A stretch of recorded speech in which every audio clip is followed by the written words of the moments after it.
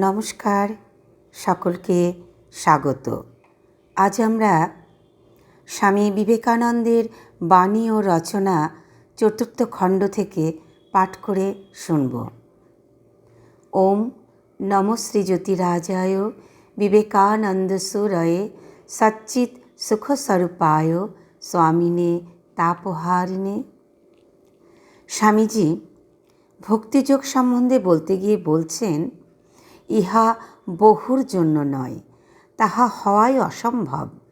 নতজানু হইয়া ওঠ বশ করা এসব কসরত সর্বসাধারণের জন্য হইতে পারে, কিন্তু ধর্ম অতি অল্প লোকের জন্য।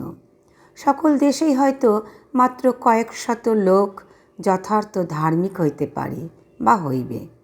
অপরে ধর্ম করিতে পারে না, কারণ তাহারা জাগরিত হইবে না, তাহারা ধর্ম চাই না। প্রধান কথা হইতেছে ভগবানকে চাওয়া। আমরা ভগবান ছাড়া আর সব কিছুই চাই, কারণ আমাদের সাধারণ অভাবগুলো বাহ্য জগৎ হইতেই পূর্ণ হইয়া যায়।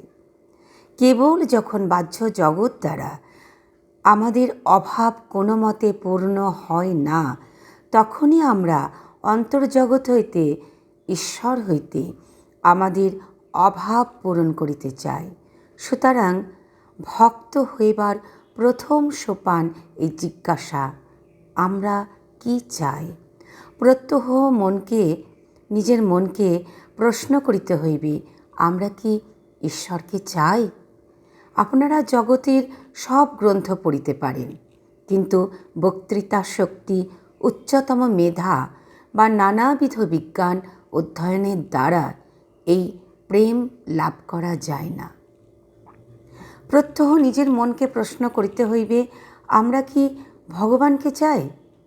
যখন আমরা ধর্মের সম্বন্ধে কথা বলি আর বলতে আরম্ভ করি, বিশেষত যখন আমরা উচ্চাসনে বসিয়া অপরকে উপদেশ দিতে আরম্ভ করি, তখন নিজ নিজ মনকে এই প্রশ্ন জিজ্ঞাসা করিতে হইবে।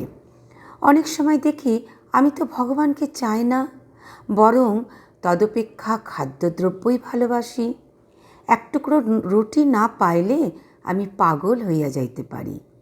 অনেক সম্ভ্রান্ত মহিলা একটা হীরার পিন একটা নাকছাবি না পাইলে পাগল হইয়া যাইবেন। ভগবানের জন্য তাহাদের সে ব্যাকুলতা নাই। এই বিশ্বজগতে যিনি একমাত্র বস্তু, সত্য বস্তু, তাহাকে তাহারা জানেন না। আমাদের দেশে চলিত কথাই বলে, মারিত গণ্ডার লুটিত ভাণ্ডার। গরিবের খড় লুট করিয়া অথবা পিঁপড়ে মারিয়া কি হইবে?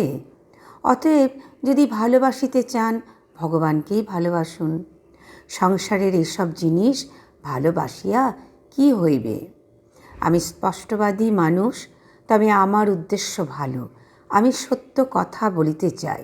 আমি আপনাদের তোষামদ করিতে চাই না। ওইরূপ করা আমার কাজ নয়। এই জগতের, এই দেহের একটা নিজস্ব মূল্য আছে এবং উহা গৌণ।